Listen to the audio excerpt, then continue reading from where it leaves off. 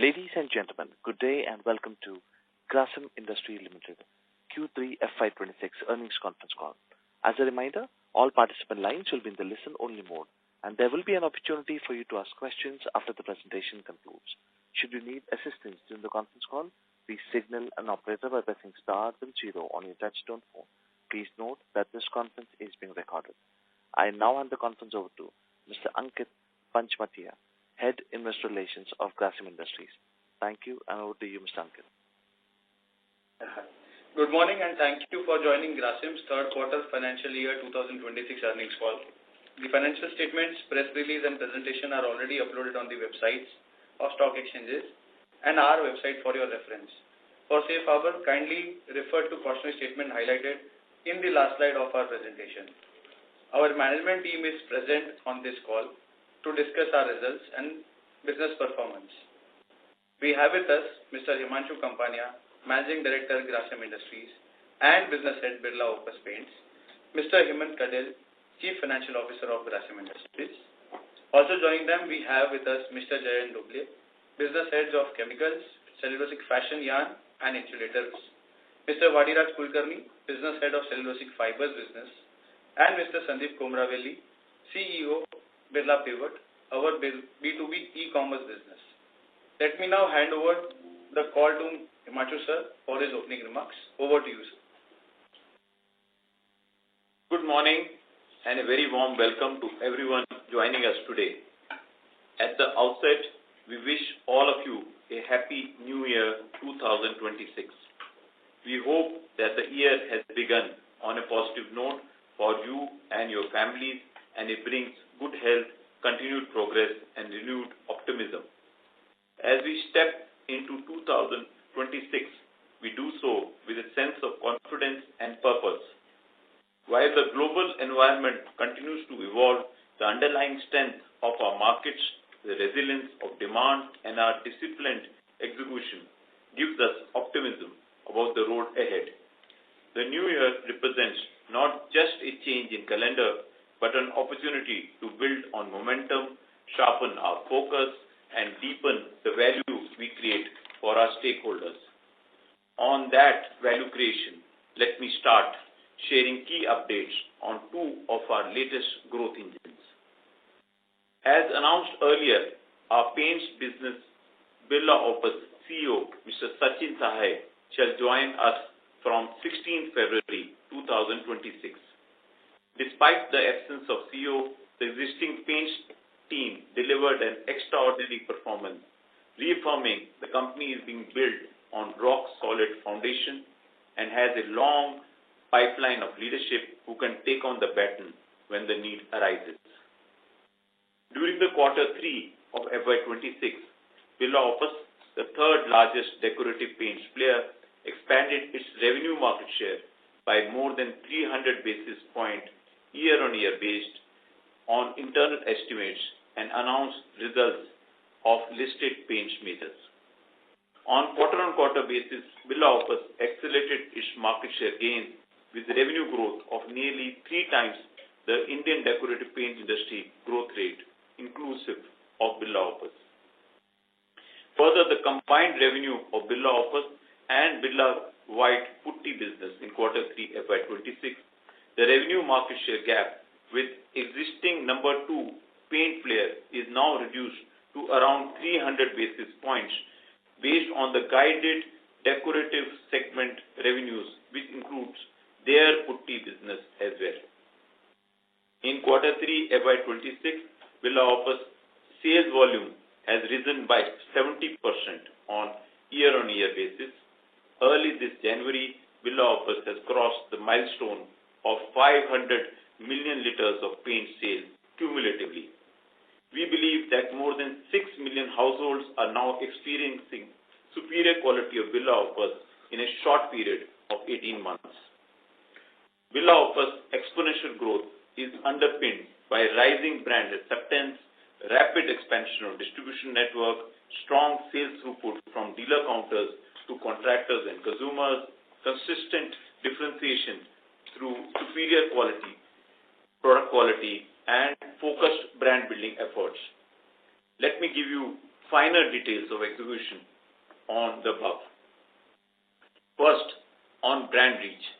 The presence of Birla Opus has crossed 10,400 towns across 35 states and union territories.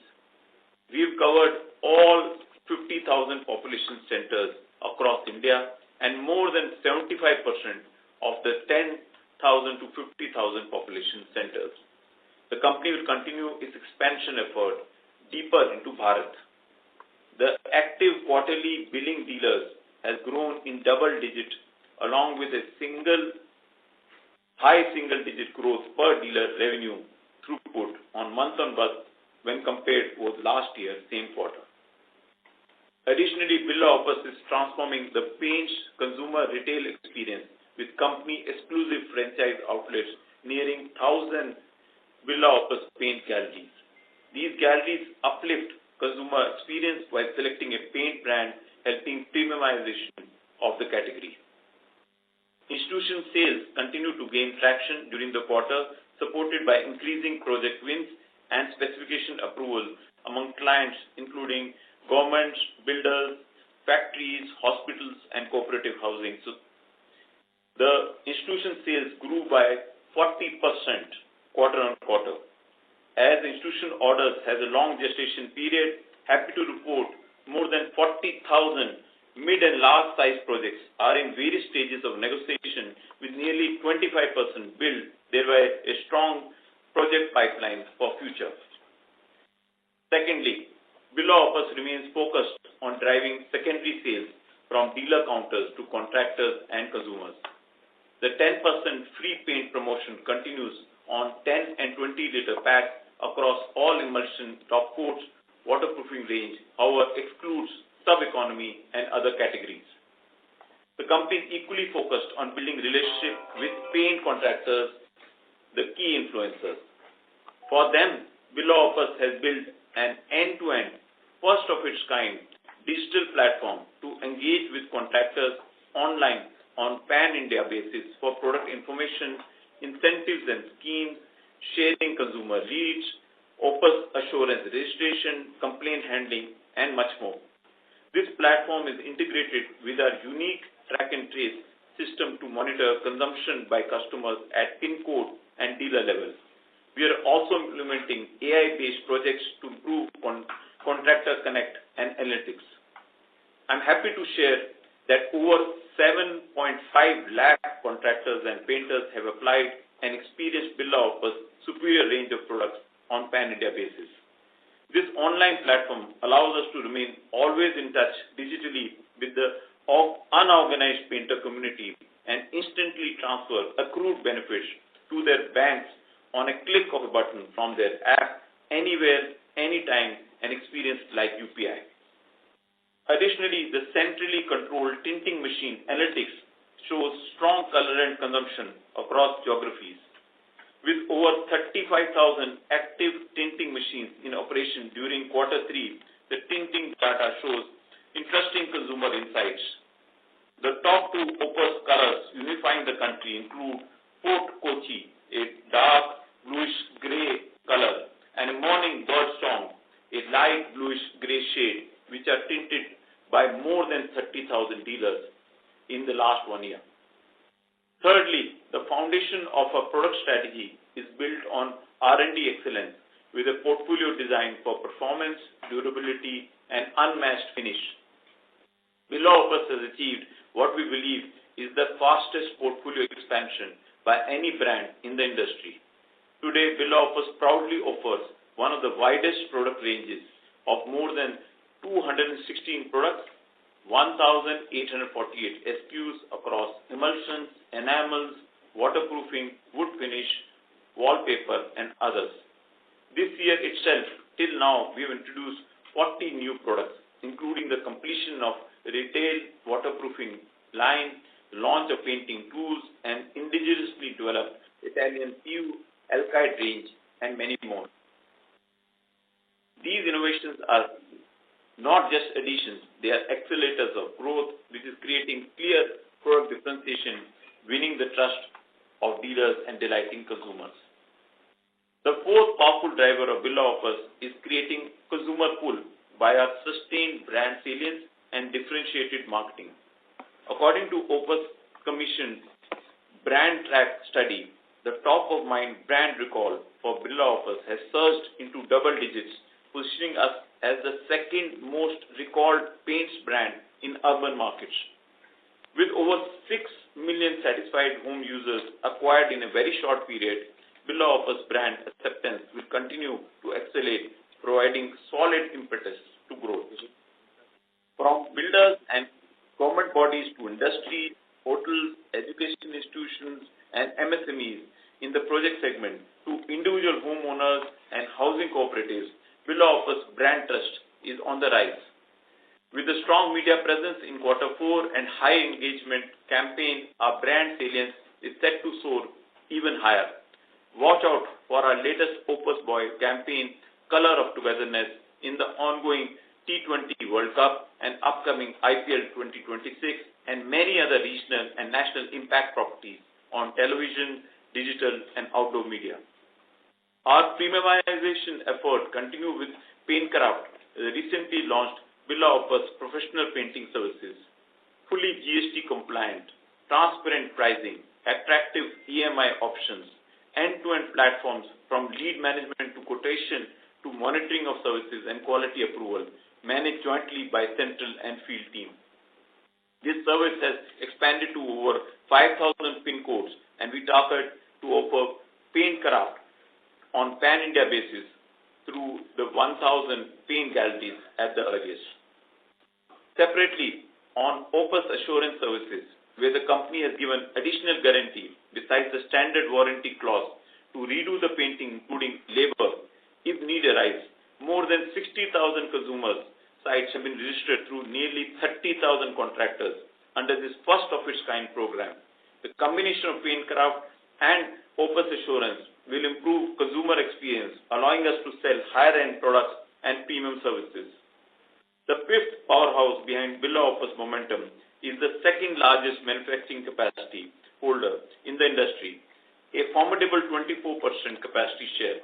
With the launch of Kharagpur and a steady ramp-up of capacity utilization across each of our 6 plants, the company has executed the natural production strategy by producing fast-moving category products closer to their market, cutting down the drag of logistics cost and inventory and sharpening its service edge.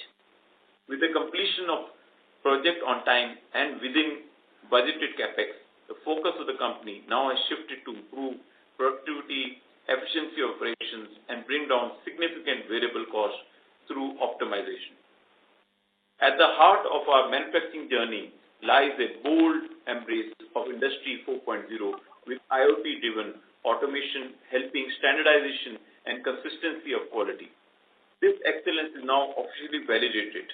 We are proud and excited to share that Birla Opus has received Integrated Management System Certificate encompassing ISO 9001, 14001 and 45001 for all the 6 plants in one go. Achieving these certifications strengthens our organizational framework and reinforces confidence of our customers, partners, stakeholders in our capabilities. Securing IMS certification in less than 18 months of full-scale operation is an unprecedented milestone.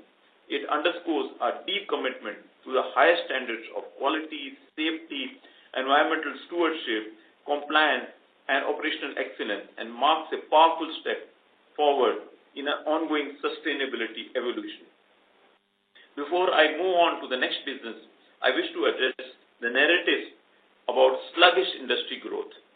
Based on announced results of 4 listed paint majors and guidance on their decorative business, it appears the decorative paints, excluding Birla Opus, has grown by 1 to 2% by revenue, but 7 to 8% by volume in Q3 FY26 versus Q3 FY25. Now, when we add Birla Opus Q3 performance to these 4 players' decorative paints business, industry revenue growth, including Opus, rises to 5 to 6%, and volume growth jumps to 11 to 12%. In my economic understanding, a double-digit volume growth reflects a good to strong consumer demand. However, the pain of the industry is rate realization, which we believe is lower due to combination of higher discounting and incumbent players' tendency to focus on low-value economy, sub-economy category, and deep discounted putty business. Birla offers revenue is without putty, and our growth remains balanced across all categories of paints, with premium and luxury segment continues to contribute steady 65% in our overall revenue. We have taken 2 to 6% price rise in January and February against standard dealer price list across a range of products to test the channel and consumer reaction.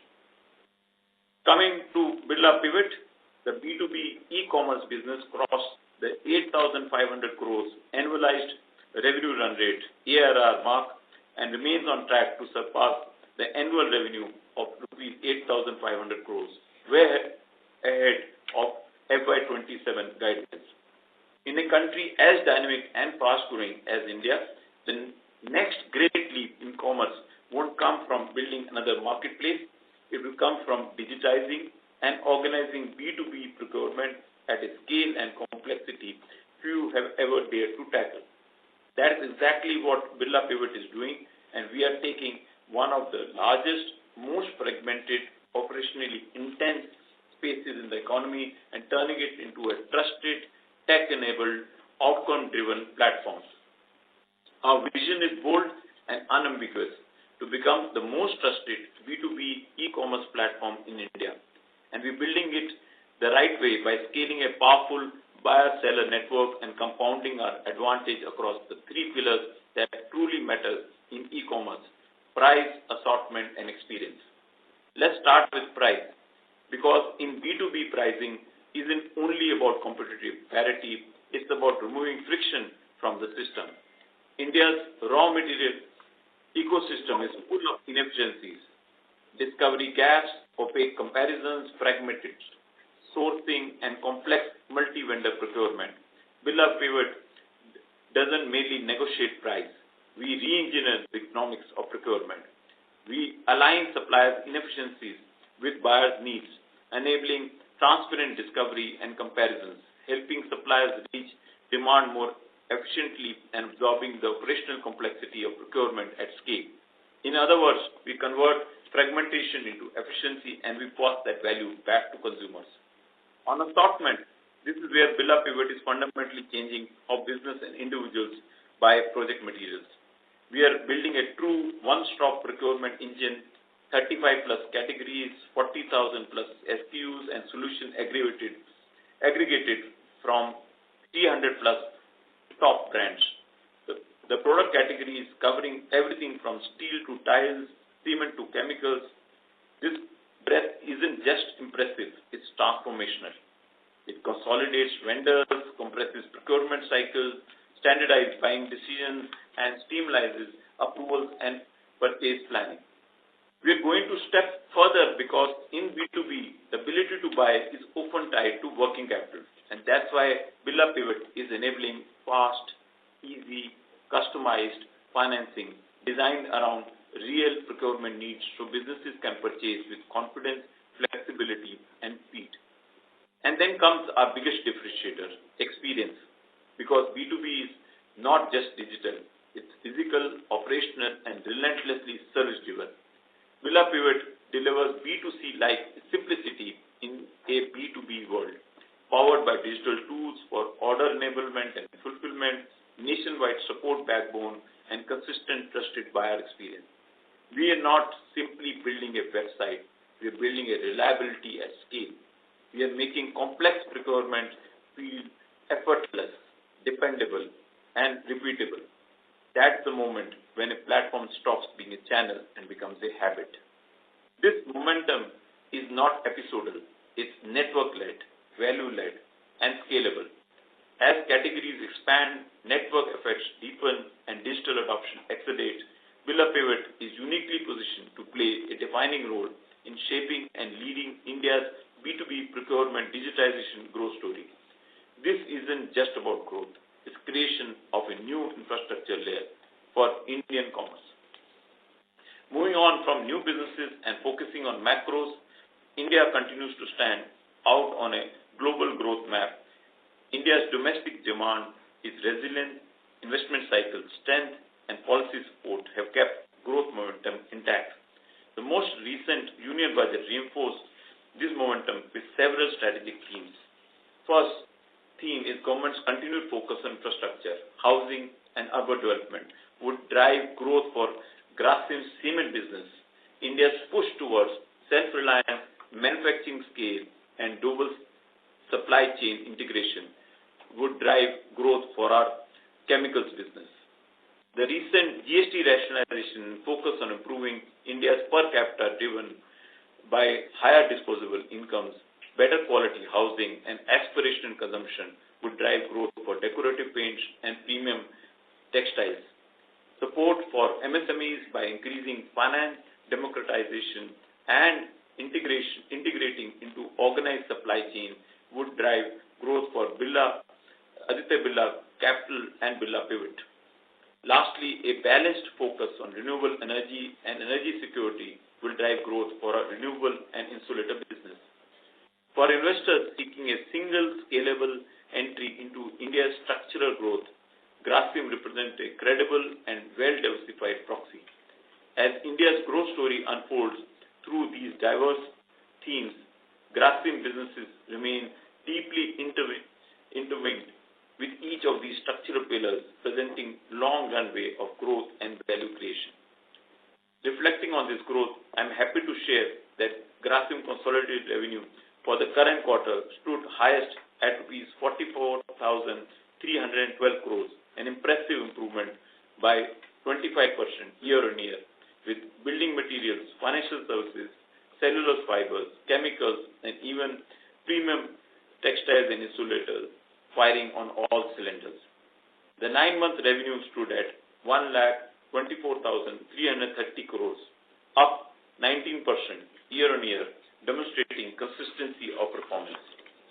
Standalone revenue grew at even faster rate, reaching highest ever at rupees 10,432 crores, up by 28% year-on-year, with strong contribution from both core and new businesses. I would now like to hand over the call to Hemant, CFO, to further discuss financials and key business highlights of other businesses. Thank you, sir. Good morning, everyone. It's my pleasure to interact with you all again. Happy 2026 to all present on this call. I am very proud to say that we have closed the calendar year 2025 on a high note with 2 of our new businesses on track to achieve their stated goals. As on 31st December 2025, the TTM consolidated revenue is nearly 1,70,000 crore, growth of 14% compared to FY25 revenue. Currently, standalone revenue on TTM basis stands at 38,191 crore, up 21% compared to FY25. Based on the current quarter revenue, standalone businesses are now at annualized revenue run rate of higher than rupees 40,000 crore. There has been a strong underlying growth across all the businesses. Consolidated EBITDA grew by 33% year-on-year to 6,215 crore. Standalone EBITDA grew at a faster pace with growth of 57% year-on-year to 585 crore. Starting with key business, building material, revenue for the segment grew by 30% year-on-year, driven by all-round performance across cement, paints, and B2B. Led by the sector's strong outlook, UltraTech is steadily expanding both size and scale. UltraTech's clear vision and disciplined execution have led current capacity to reach 194.06 million metric ton, with clear sight of reaching a capacity of 240.8 million metric ton by March 2028, which is a CAGR of more than 10%. The capacity expansion is critical from 3 or 4 perspectives. Firstly, it reinforces our role as a key enabler of India's infrastructure and development journey. Secondly, it enables us to grow ahead of industry curve. Third, it narrows demand and supply gap across critical markets nationwide. And lastly, it further strengthens UltraTech's leadership position. While capacity expansion remains core to our growth, we have embedded a culture of efficiency to ensure that our growth is resilient, sustainable, and cost-effective. Underpinning this strength is our EBITDA growth, which grew by 29% year-on-year with a EBITDA per ton of rupees 1,051. Our MD has already covered paints and B2B e-commerce business. Hence, let me now directly come to our core businesses of cellulose fiber and chemicals. Highlight for these core businesses is that while we can keep on discussing them individually, irrespective of commodity cycles, both the businesses combined have delivered consistent EBITDA. Leadership, innovation, sustainability, capital allocation, and cost effectiveness are key tenets to such consistency, which are an integral part of Grasim's growth strategy. Starting with cellulose fiber, the business has delivered EBITDA of rupees 491 crore, growth of 48% year-on-year. This is driven by three factors. First, improved realization due to favorable product mix led by exports. Second, operational efficiency due to volume growth. Third, declining input prices, mainly pulp and caustic. The demand for cellulose fiber in China continues to exhibit stability due to global tightness in supply. In India, we have seen similar strength despite removal of quality control order. Due to this inherent strength, we have seen prices for cellulose fiber decoupling with other competing fibers which are on a declining trend over the past few quarters. Unlike cellulosic fiber, which are largely stable, have started to recover. Cellulosic fiber segment also includes cellulosic fashion yarn business. The business performance for the quarter was subdued due to cheaper imports from China, which has created oversupply and lower downstream demand. Secondly, chemical business, the revenue growth of 5% year-on-year was largely driven by volume. Caustic soda sales volume for the quarter 3 FY26 stood at highest ever 313,000 tons, up by 4% year-on-year, while CFR SEA prices are down on YOY basis. Domestic caustic prices are showing some resilience led by stable demand and rupee depreciation. EBITDA in chemical business was lower by 4% year-on-year due to higher ECU realization and lower profitability in specialty chemical business. Higher ACH price resulted in lower profitability in specialty chemical business, which was partially offset by lower BPA prices. Coming back to the consolidated business, in the financial services, it is one of the fastest growing businesses in our portfolio. This is driven by their multi-channel approach aimed at providing customer with seamless experience across channels of interaction. The revenue was up by 29% year-on-year, led by all-round performance across lending, asset management, insurance, and advisory services business. Total lending portfolio, which includes NBFC and housing finance, grew by 30% year-on-year to over rupees 1,90,000 crore. On a strategic front, we would like to highlight the recent announced partnership with Advent International, which also marks an important milestone for Aditya Birla Capital. During the quarter, Aditya Birla Capital Board approved a primary capital infusion of 2,750 crore into Aditya Birla Housing, valuing the business at approximately 19,250 crore on a post-money basis. Advent will hold roughly 14.3% of housing finance, with Aditya Birla Capital retaining about 85.7% subject to customary shareholder and regulatory approvals. In other businesses, starting with renewable business, Aditya Birla Renewable grew by 82% year-on-year, largely led by higher capacities, which now stands at nearly 2% peak capacity, compared to 1.2 gigawatt quarter 3 FY25. Aditya Birla Renewable has announced a strategic investment by Global Infrastructure Partners, which is a part of BlackRock. This deal marks one of the largest primary private equity commitment into an Indian renewable company. GIP will invest up to rupees 3,000 crore, comprising of an initial 2,000 crore commitment with a green shoe option of 1,000 crore, subject to customary regulatory and closing conditions. Post this deal, the renewable business is valued at an EV of 14,600 crore.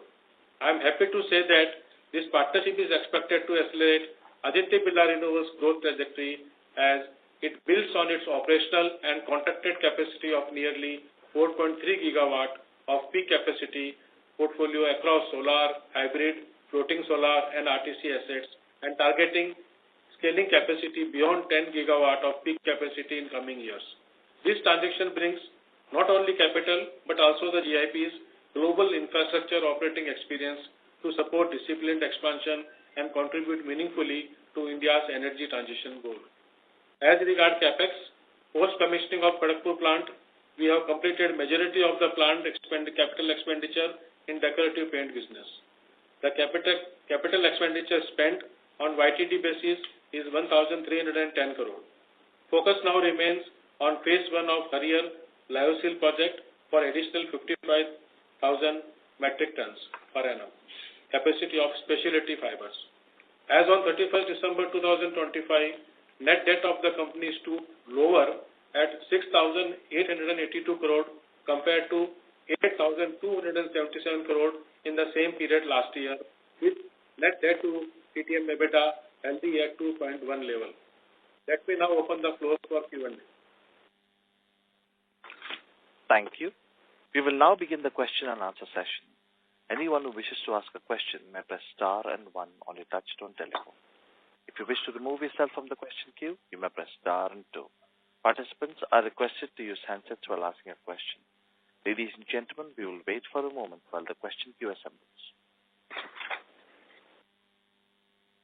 The first question comes from the line of Naveen Sahadev with ICICI Securities. Please go ahead. Yeah, good morning, sir. I hope I'm audible. Yes. Yeah. So thank you for the opportunity, and also thank you for the detailed initial comments. Two questions. First, of course, on the paints business. So, needless to say, the company has done a commendable job.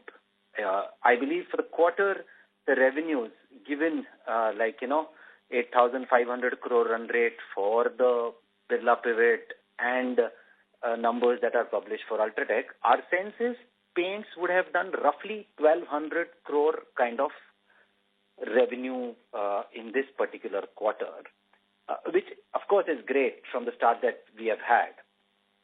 My question is, the growth is seen maturing. In the sense, in Q1, a similar sort of a very rough cut working suggested 1,100 kind of a growth in the June quarter, similar flattish in September, and now we are at 1,200, give or take some margins there, some buffer there. Now, to reach the scale of 10,000 crore exit by Q4 28, which is a run rate, which is around 2,500 crore revenue, over the next 9 quarters, we need to grow at 40% CAGR year on year for us. So I'm just trying to understand, first of all, what different than now the company will do, or what convinces us now, given that the growth is maturing in the last 1-2 quarters. How should one look at this target realistically being achieved, and in that, what is also the industry value growth into consideration? That's my first question. Okay. Thank you, Naveen. So while you have done your internal calculations, I'm not going to either accept or deny it. But all I can say, both on quarter-on-quarter basis, we had a robust, more than double-digit levels of growth. It's closer to between 18 to 20% on a quarter-on-quarter basis. On an annualized basis, these numbers are tending towards the 3-digit growth. So I don't know what numbers you have in your calculations and using words called mature when we have grown on a year-on-year basis by 300 basis points in the paint industry, and we see a similar kind of consumer uptake in the current quarter. On overall basis, we are seeing across geographies a very strong demand for Birla Opus paints, and a large number of existing dealers who have joined us have increased their throughput and they continue to grow at levels of strong single digit on a quarter-on-quarter basis. And we continue to add new dealers at a double-digit level on a quarter-on-quarter basis, and on H1 and H1 half-yearly basis. So that is the part one. Second part, which is besides consumer and dealer, we're also getting very good attraction from the contractors. And as I mentioned in my opening speech, more than 7.5 lakh contractors have joined hands, and this number of contractors give us confidence that the growth will continue. We are still a single-digit market share player. We have a large capacity. Our presence is now on a pan-India basis. We've reached every 50,000 population town. We are reached more than 75% of 10 to 50,000 population town. So the growths are happening. We have a large portfolio of businesses. Consumer demand is building up, and we remain confident and we continue to guide that we will deliver the 10,000 crore in the third full year of operation. Understood. So despite the price increase that we have taken, as you said, across 2 to 6%, despite that, you are saying we are confident to achieve the revenue target. So there are price. So you should understand the philosophy of price increase. We always want to maintain a particular distance from the market leader, and we felt the distance was slightly more than what that was necessary, and we're bridging that gap. That is the objective of price increase, and there is no other objective. And we also want to test at what demand of consumer and contractor remains at the revised price. This is our first. Yeah, go ahead, please. That's fine. Okay. Thank you. My second question then was on your Birla Pivot business, and of course, extremely fast execution, much ahead of expectation. But we had also, I think, hinted the first time we gave this target, the road to profitability or break-even for this business was also $1 billion kind of a revenue run rate. So is it now fair that since we have achieved we are there, this business is breaking even or will start making positive contribution? How should one look at profitability for Birla Pivot from now going ahead? Thank you. These were my questions. Thanks, Naveen. This is Sandeep here. On the profitability front, we are making progress similar to how we have done, how we have executed on the revenue side, and the growth has been, excellent over the last few quarters. We've been making good progress on bridging the gap so that we can get to break even as well. I think from our current estimates, we will exit FY27 at a break even level. That is our current estimate. Thank you. Thank you. Next question comes from the line of Rahul Gupta with Morgan Stanley. Please go ahead. Hi, thank you for taking my questions. Two questions. One, continuing on the pivot point. I remember earlier you had made a point to, earlier you had guided to cash break even by 2030. So you are now front loading it, accelerating it to fiscal 27 end, right? Rahul, I don't think we gave the guidance of 2030 earlier, but as I mentioned in response to the earlier question, FY27 exit, we should be exiting the year at break even, yes. Okay, that's great. My second question is on the continuation of the point you made on the paints. You are testing waters with 2 to 6% hikes in January. Now it's early days. Can you please help us understand how the acceptance has been? And if we look at the industry which has been struggling with discounting, how should we look at the overall industry from here on? Or let me put it this way, how volume versus value gap should move over the next year for industry and you? Thank you. So, first and foremost, as I mentioned in the previous answer, the gap between the leader and us was high, and we've used this price increase primarily to be able to bridge the gap.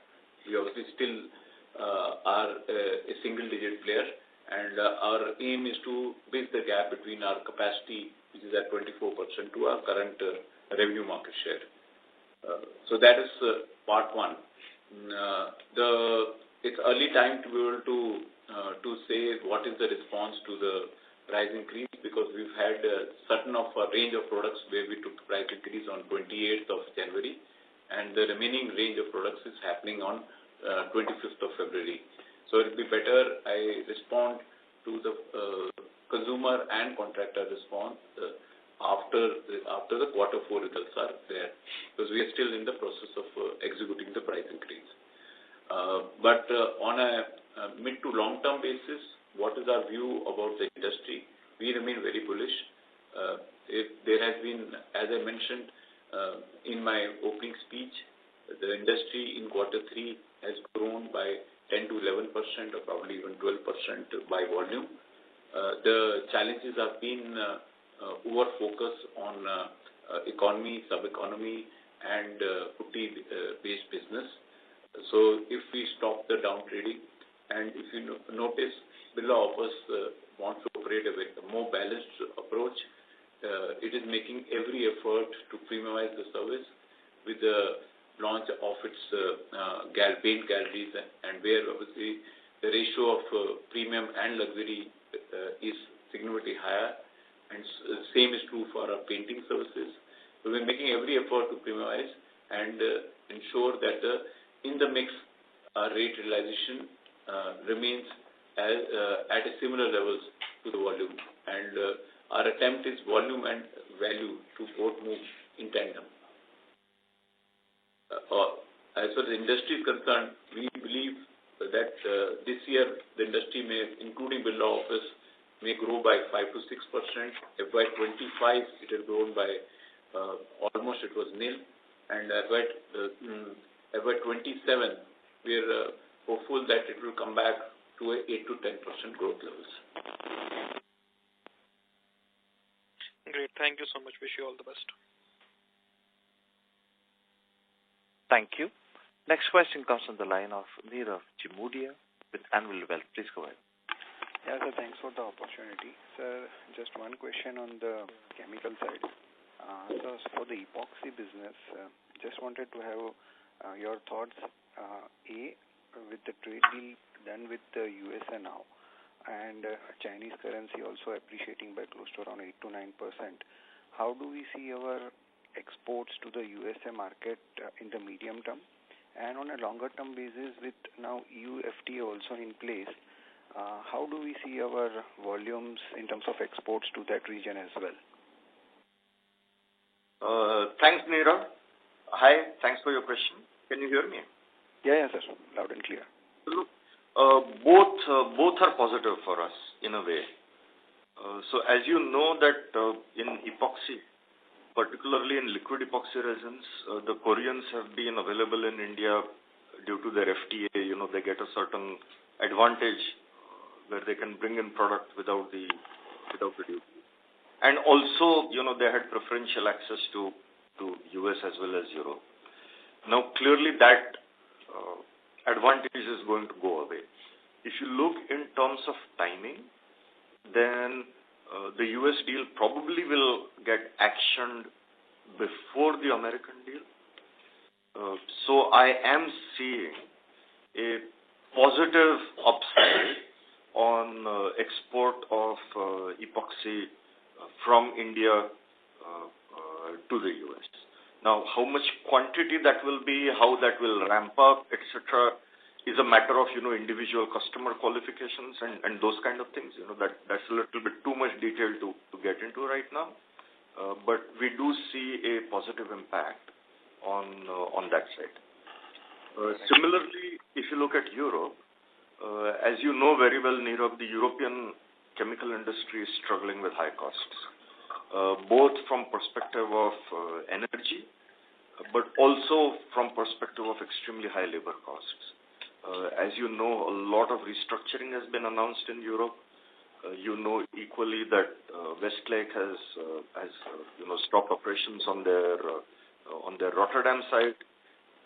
I think the India-Europe FTA in the longer term will have a much more significant impact on the Indian chemical industry. Probably, in my personal opinion, more than the US. Of course, the speed at which Europe will ratify, all this will get down into law, etc., will be a little bit slower, but I believe that will be more sticky. So both these agreements, Nirav, are, I think, positive for the industry. Got it, sir. Including for... Yeah. So just two clarifications here, sir. A, do we import any raw material from EU which were earlier subject to taxes and now with this deal could help us from the chemical business point of view also and from an overall business point of view also? And B, any volume guidance which you would like to share from the epoxy business point of view for FY27? Thank you so much. Yeah, so if I look at imports from Europe, yes, we have some. I would not like to get into the details of what that is, but those are like, they're not a large part of our basket. So I don't see really a large benefit from that. What I may think of is, if glycerin prices continue to remain high, then the propylene route to ECH has its own competitive advantage, right? And several of the propylene-based producers are Western-based. But there is a logistic cost hurdle. So let's see how this plays out in the long term. If you look at volume growth, then if I look year on year, our overall, epoxy business, liquid epoxy plus formulations, this year has grown, or at least, for the year over year, we have grown by about 6%. I expect this rate to ramp up next year. Now, how much it will ramp up by is a matter of speculation, but I expect that rate to ramp up further. Got it. Because safe to none of the fundamentals changed. And safe to assume that this ECH price corrections which have happened on the upside would translate into a similar increase in the prices of epoxy, which generally gets passed on a lag basis. There is usually a time lag associated with that. As I mentioned, in the epoxy value chain, there are competing routes, right? Glycerin-based ECH and propylene-based ECH. So what may be a pass-through for me may not necessarily be a pass-through for somebody else, maybe globally who may be propylene integrated. So depending on where crude prices, propylene prices, glycerin prices, the pass-through mechanism has a different cyclicality. But in the longer term, it always passes on, right? It's always a matter of time. But the exact speed by which it passes on depends upon these 3-4 factors. Sir, last clarification, if you allow. This quarter, we have seen a dip in our epoxy revenues. So was it more because of the volumes were lesser this quarter and that should start correcting next quarter onwards? Is this a right assumption to make? Just let me quickly check the data. Yes, so volumes were slightly under pressure on the liquid epoxy resin side. Actually, maybe the better way to see it is, we decided not to take certain volumes where we thought the margin was getting too squeezed. That's probably the better way to see it. If I look at the non-LER business, all the formulation specialties, so the specialties within the specialties, there actually we have not had any volume issue. It's on the margin where perhaps the lowest profitable part of our LER business, we have been a little bit, unwilling to allow our margins to get compressed too much. Thank you. Mr. Jimodia, please rejoin the queue for more questions. Next question comes from the line of Amit Purohit with Kilara. Please go ahead. Yeah, hi. Thanks for the opportunity and thanks for the detailed data points on the paint. Just to recheck, sir, on the overall paint that we sold, we talked about 500 billion kiloliters. That was since the time we have been into the market, right? It's a cumulative, or did I heard it correctly? 500 million liters, not 500 million kiloliters. Okay, good. That is since the time we have started operation. Is that? Yeah.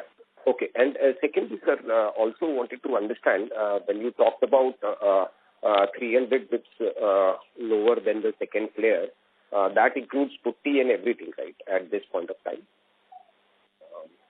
market share, exit market share you were talking about, or I'm again saying what we said in the statement, opening remark. Birla White plus Birla Opus revenue for quarter 3 and guidance given by number 2 player. In our assessment, internal estimates, now the gap is 300 basis point. I hope it's clear. And it is only Birla White's putty business. It does not include any other business. Sure. And so you talked about increase in new dealer addition. I just wanted to understand the typical profile of these dealers. If you could just qualitatively highlight what these are large dealers or these are dealers largely from the market leaders, or if you could just some highlight, because typically, I mean, there is different types of dealers, and initially when we started off, obviously there were challenges to reach out to the very, very large dealers. What is the state now, I mean, in terms of acceptance? We are getting blend from all category of dealers. In our internal assessment, we broken the dealers into A category, which are more than 3 crores, B category, which is 1 to 3 crores, C category, which is 30 lakhs to 1 crore, and D category into less than 30 lakhs. Most of the dealers are coming in the A, B, C. The small number will also come in the D category, but our focus in the A, B, C category. Yeah. And lastly, the price increase that we highlighted, that is more from a testing perspective, or is there any raw material pressure which or do you think that from now on the brand is strong enough to take pricing and still it adds value to the entire channel as well? Just wanted to know your outlook as you highlighted that next year, FY27, the growth in the industry could be closer to about 8%. So the pricing volume graph should it reduce in the FY27? That's the last question from my side. First and foremost, there are no current raw material pressure. Second, we've been consistently maintaining that we are at a lower price than the market leader, and we felt the gap was higher, and we reduced the gap. That has been the strategy around there. It is not a price increase strategy per se as you're reading it. Please read it that we would like to maintain a certain gap with market leader, and we want to test at that gap what is the consumer response. There was an X gap that existed, and we reduced that gap. Sure. Thanks a lot. Thank you. Thank you. Next question comes from the line of Patanjali Srinivasan Patanja with Sundaram Mutual Funds. Please go ahead.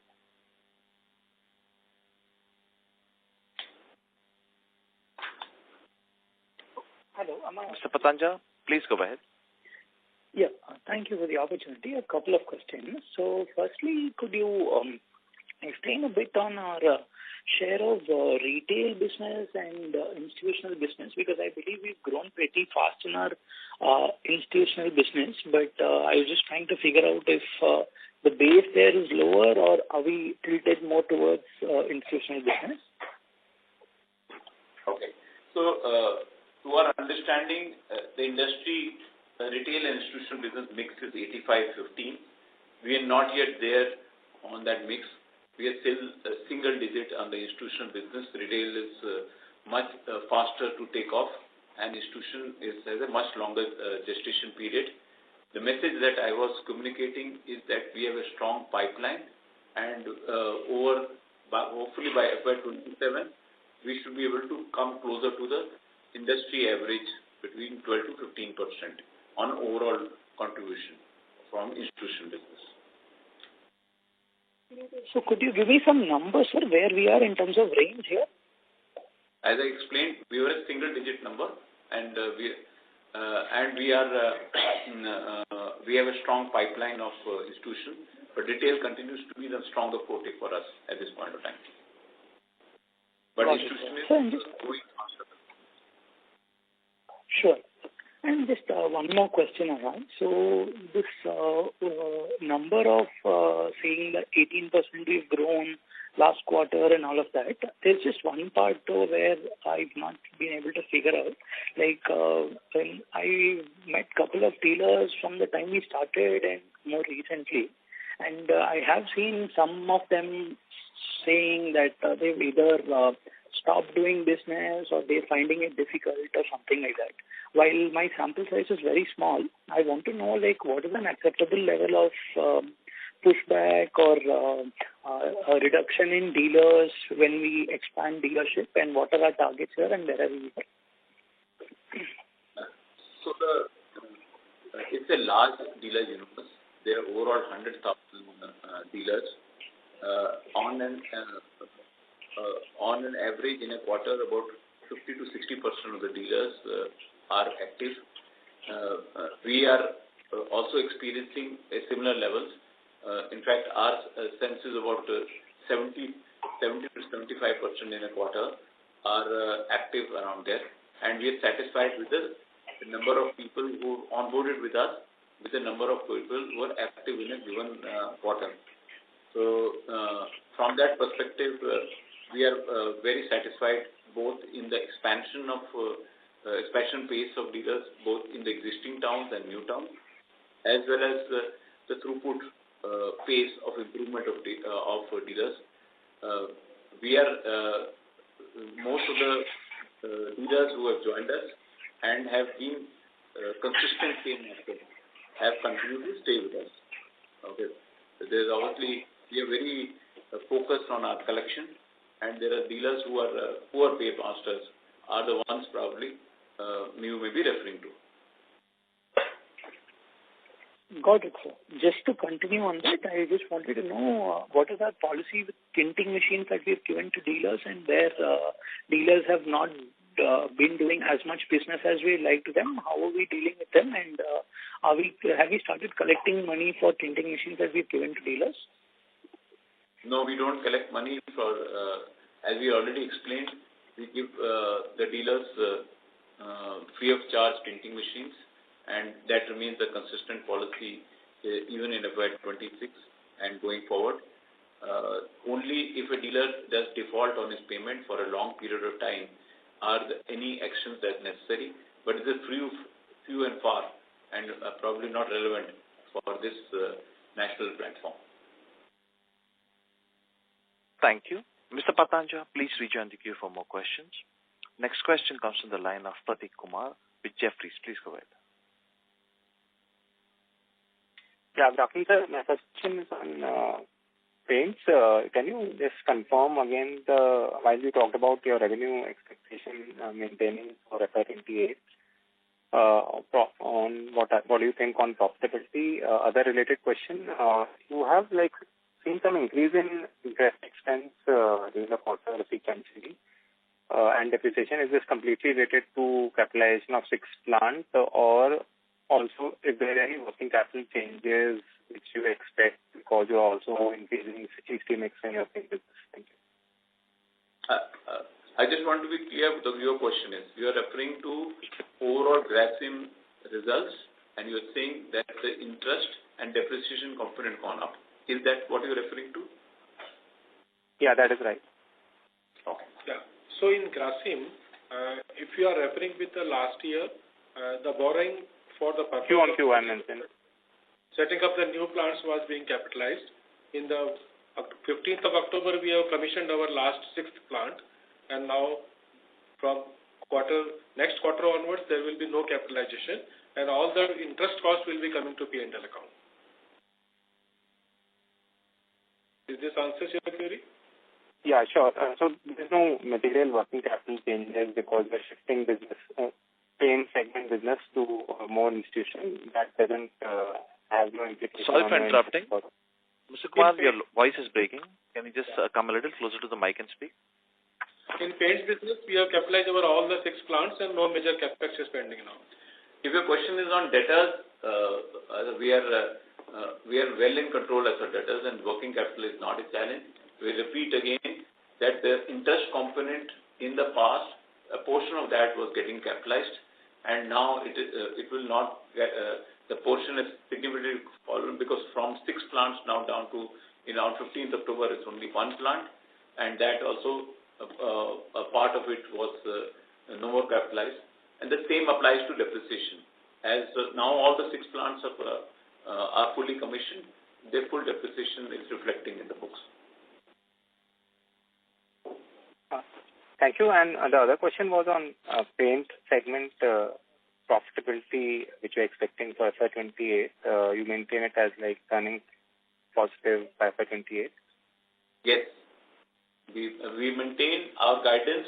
I'll repeat, within 3 years of full-scale operation, we are targeting to be able to reach a profitable number 2 position. Thank you and all that. Thank you. Next question comes on the line of Shravya with Oakland Capital Management LLP. Please go ahead. Yeah, thanks for the watch. My question is... Yep. Am I audible? Yes, you are. Please go ahead. Yeah, so my question is regarding the chemical segment. So if you could share what is the current share of renewable energy in the chemical segment? Just a second. It is around, exit rate is around 22-23%, right? Thank you. And we expect, we actually are targeting to reach an exit rate of over 40% by end of FY27, if you want to make a projection.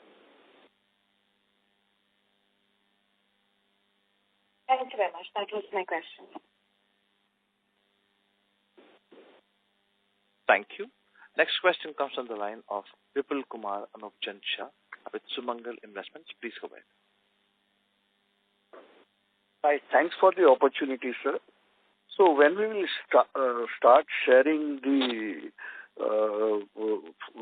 revenue and EBITDA numbers of our paint business? Shortly. Shortly means, sir? Yeah, we are even today, because that's why there is portion of the material that has been produced and was not sold, and they are still reflecting revenues which are getting capitalized. We expecting to complete that, and we will move on to this. We will share with you the exact dates when we do that. But there is still, so that's why this gap between capitalization. That's why the numbers what market calculates is there is a gap, and we want to finish all the material that we have produced before commissioning and consume it, which remains in the capitalization. So should we assume that from next financial year you will start sharing those numbers, sir? We will definitely come back. Okay, thank you.